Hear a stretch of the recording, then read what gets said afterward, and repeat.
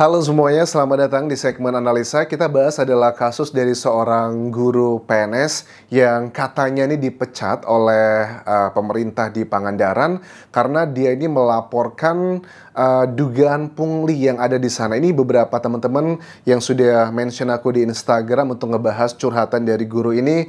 Pertama adalah kita coba cari tahu dulu ya, apakah ini valid atau tidak. Tetapi sekarang kan aku lihat kabar terbarunya dari Husein ini bahwa ada alasan kenapa dari pemerintah setempat tidak meluluskan dia sebagai PNS. Katanya dia ini mengalami kayak gangguan jiwa. Sedih sekali ya, tapi kita coba simak dulu. Banyak masyarakat tidak percaya dengan alasan tersebut karena bagaimana mungkin kalau gangguan jiwa bisa membuat konten-konten yang membutuhkan kejernihan dalam berpikir.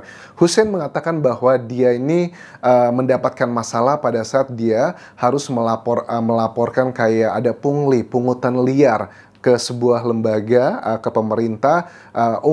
Pungutan itu sebenarnya nggak banyak ya, di bawah 1 juta, berapa ratus ribu gitu. Tapi dia menunjukkan rekeningnya dia bahwa uang saya itu emang nggak ada uang gitu. Boro-boro 300 ribu atau 500 ribu. Rekening dia aja isinya cuma 200 ribuan sekian. Jadi memang dia sangat keberatan. Mungkin bagi sebagian orang menilai, yalah uang ratusan ribu tuh kecil banget. Tapi bagi dia seorang guru yang mengaku juga katanya beberapa bulan gajinya belum dibayarkan, itu adalah beneran tidak ada uang. Kita coba simak dulu, ada beberapa bagian disampaikan Husein berikut ini teman-teman. Assalamualaikum warahmatullahi wabarakatuh. Saya minta maaf kalau memang jadi perhatian banyak orang. Saya cuma mau ngejelasin detailnya ya, kenapa saya bisa berani speak up, kenapa saya bisa berani untuk mengundurkan diri gitu. Awalnya tuh waktu Latsar 2020, setelah kita menerima surat tugas dengan detail anggaran yang sudah dibiayakan oleh negara, tiba-tiba hamin seminggu kita disuruh bayar uang transport. Yang bikin jengkelnya tuh nggak ikut sama rombongan. Kalau saya kan naik motor dari Pangandaran ke Bandung. Ada juga kan orang yang nggak bisa ikut karena lagi hamil atau lagi sakit, itu juga disuruh bayar. Makanya bagi saya jengkel aja. Tapi ya udahlah, saya bayar pada waktu itu.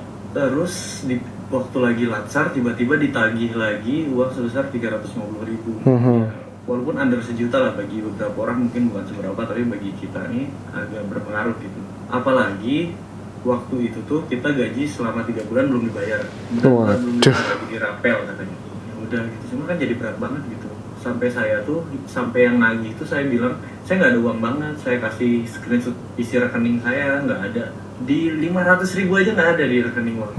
Jadi saya lapor aja di lapor.go.id, saya kasih cantumannya, saya kasih screenshotan penagihannya, saya kasih bukti transfernya di situ dengan kata-kata yang baik, dengan kata-kata yang saya pikirkan. Jadi ini adalah masalah utamanya awalnya. Di laporan saya kirim, dicari.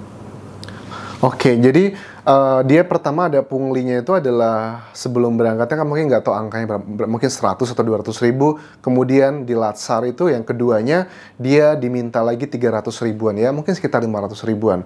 Dan kemudian dia melaporkan ya ke lembaga pemerintah kita. Akhirnya laporannya diterima dan dia mendapatkan hal-hal yang tidak seharusnya. Bukannya diapresiasi, tapi malah dia sih mengatakan dia mengundurkan diri. Tapi kita juga sudah tahu ya, ada keterangan terbaru dari pemerintah setempat juga mengatakan dia tidak lulus karena dinilai ada gangguan jiwa. Oke, bagian keduanya kita lanjutkan dari potongan yang tadi. Apa yang dikatakan Husein? Bisa siapa yang lapor, karena banyak yang dituding, kasihan. Saya nggak mau ngerugiin orang, saya ngaku aja bahwa itu saya ngelapor. Dari situ ditelepon untuk menghadap ke kantor KPSDM Pangandaran di Jalan Parigi. Itu tuh suasana kayak gimana ya, HP disuruh ditaruh di depan, terus suasana nggak enak lah. Saya dikepung 12 orang, saya di tengah dilingkarin.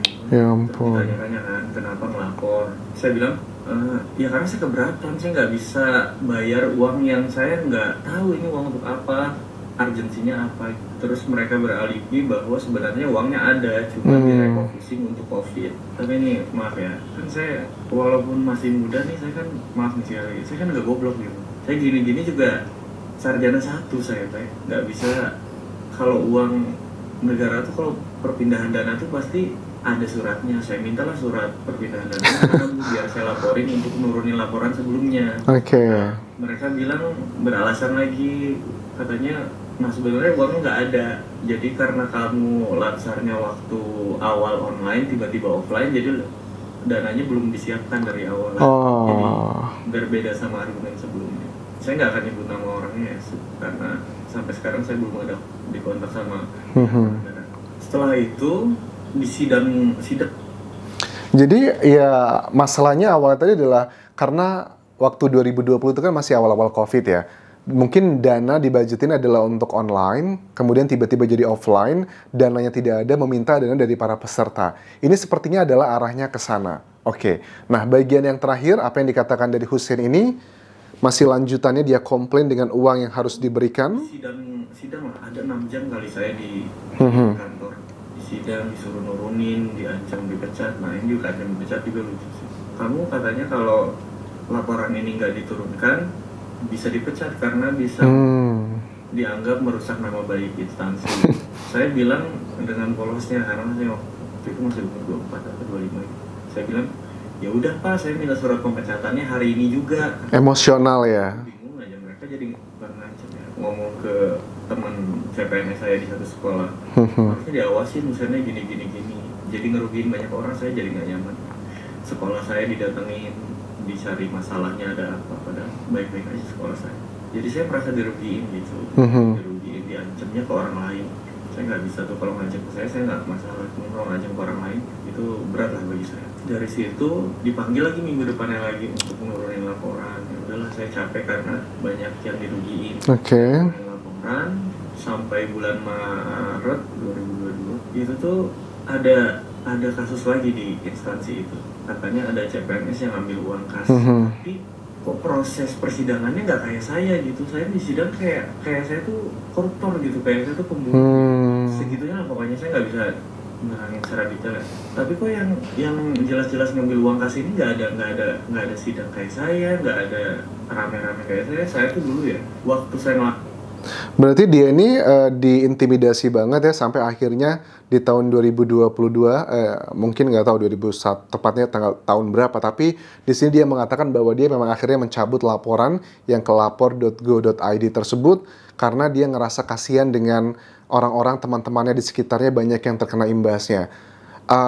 Bagi aku pribadi ini adalah sebuah tuduhan yang nggak main-main ya, makanya sekarang dari pemerintah setempat juga lagi ngecek kebenarannya. Tapi hal seperti ini kan bukan hal yang baru lagi, come on lah. Kita tuh di Indonesia ya, yang namanya korupsi itu levelnya udah dari bawah sampai atas. Karena mungkin kita ngelihat orang-orang yang level-level atas korupsi, ya lah paling dikorupsi juga penjara setahun, 2 tahun, 3 tahun, belum remisi ini dan itu juga hilang. Makanya di Indonesia itu ya, kalau menurut aku beneran mau menghabiskan, mengikis yang namanya perilaku korupsi seperti itu harus dari atasnya teman-teman, dari kepalanya, ya kayak ular lah ya. Kalau kita megang buntutnya doang ya tetap kemana-mana, tapi kalau atasnya udah dipangkas itu bakal habis. Artinya apa? Artinya adalah pemerintah, makanya aku sangat mendukung sekali kalau ada nanti calon presiden yang berani membuat hukuman yang sangat maksimal untuk koruptor, karena itu akan dilihat dari atasnya. Kalau atasnya udah, wah dia aja yang punya nama besar langsung dieksekusi gara-gara korupsi, nanti yang bawah-bawahnya itu nggak berani. Tapi kalau sekarang kayaknya masih banyak gitu yang berani-berani.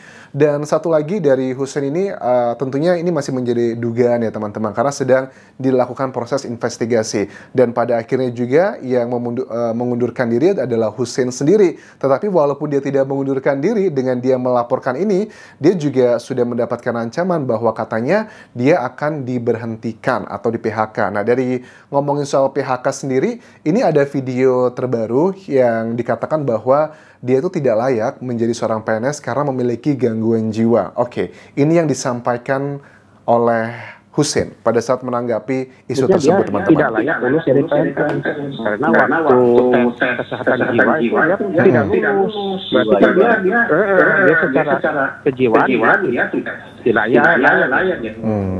Itu kata Pak Doninya.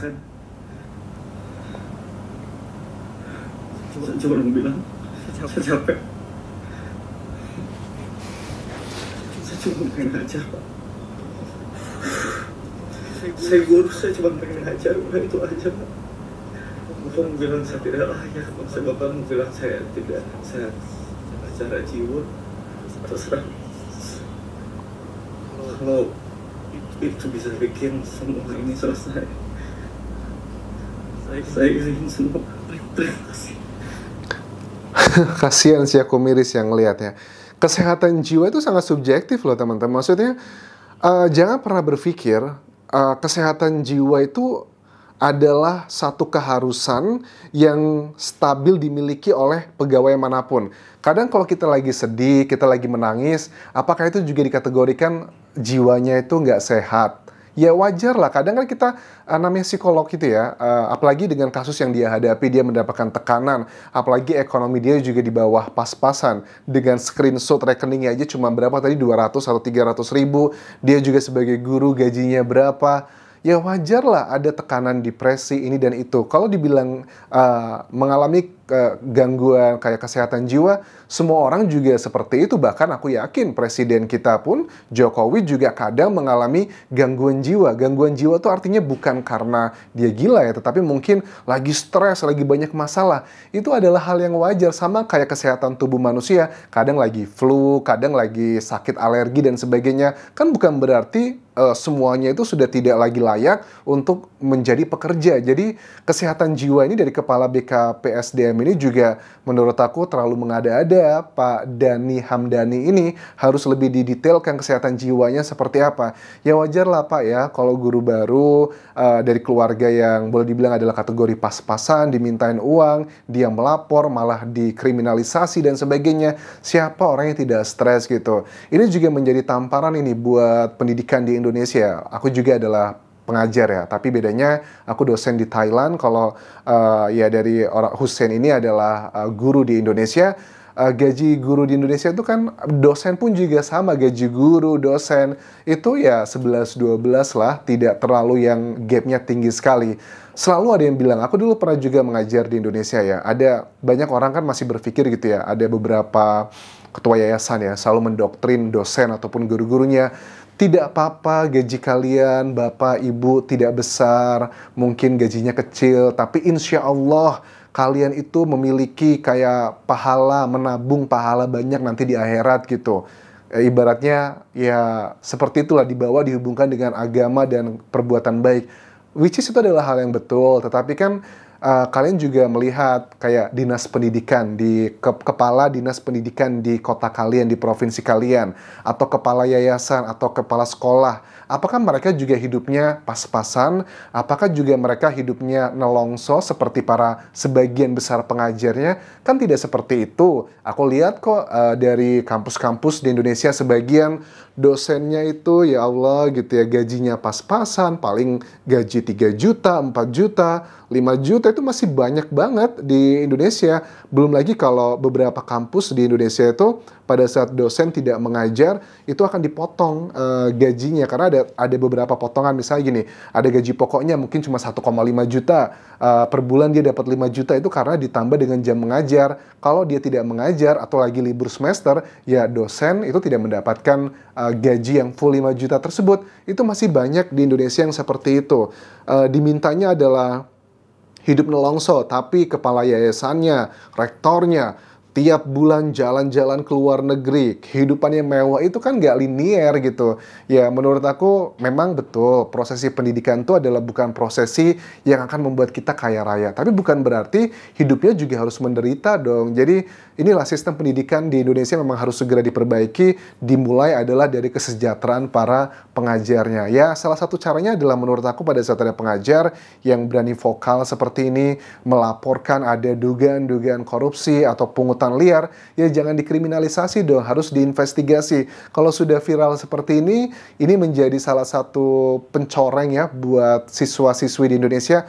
Wah ternyata guru-guruku juga banyak yang korup gitu. Malu banget gak sih kita mengajari anak didik kita dengan perilaku yang seperti itu? Kan yang namanya mengajar kalau anak zaman sekarang tuh yang paling efektif tidak dengan kata-kata tetapi adalah dengan contoh. Ya apa yang dilakukan oleh orang dewasa itu biasanya yang akan lebih masuk ke dalam perilaku anak-anak kayak gitu. So makanya aku sangat mendukung kalau di Indonesia ada calon presiden nanti yang akan berani membuat hukuman maksimal untuk para koruptor, karena kita tuh udah parah banget level tersebut. Harus dari atas, harus dari kepalanya. Nggak bisa yang dikeras itu yang bawah-bawah doang, teman-teman. Harus dari atasnya, kepalanya itu harus ditebas dengan hukuman yang maksimal. Nanti yang bawah-bawahnya pasti akan ikut nggak berani melakukan korupsi. Kalau cuma seperti ini doang, aku yakin sebulan, 2 bulan udah nggak viral lagi juga pasti akan masih terus banyak sih. Kita nggak tahu sih mau berapa dekade lagi di Indonesia akan menjadi negara maju. Ini teman-teman juga banyak komentar, Anjos kamu nggak salah, Indonesia kategorinya masih negara berkembang. Come on, aku tahu kita ada event G20 kemarin ya di Bali itu ya. Itu kan negara-negara maju, tapi be realistis. Negara Indonesia itu masih termasuk dalam kategori negara berkembang, berbeda dengan Singapura sudah masuk dalam kategori negara maju. Jadi kita boleh cinta dengan Indonesia tapi jangan buta gitu loh. Kita masih punya banyak masalah, dan kalau masalah korupsi tidak diselesaikan, kita akan terus terjebak sebagai negara berkembang. Alasannya adalah kalian cek negara-negara yang dalam kategori negara maju, misalnya Amerika atau sebagian Eropa. Mereka itu menjadi negara maju karena tingkat korupsinya tuh nyaris tidak ada, teman-teman. Tapi kalian cek negara-negara berkembang atau negara-negara miskin di dunia ini, itu karena tingkat korupsinya gede banget. Itu adalah fundamental dari sebuah negara kalau mau jadi negara maju. Aku doakan untuk Husin juga bisa segera mendapatkan hal yang lebih baik lagi, karena dia juga masih muda. Ya udah daftar aja ngajar di Thailand, walaupun Thailand bukanlah termasuk negara maju, juga sama negara berkembang, tetapi dalam faktor pendidikan, terutama untuk ekspatnya, itu penghasilannya akan jauh lebih tinggi dibandingkan di Indonesia. Well, ada juga pro dan kontra, tetapi itu cerita lainnya. Tetapi kalau untuk masalah ekonomi ya, at least itu lebih baiklah dibandingkan di Indonesia.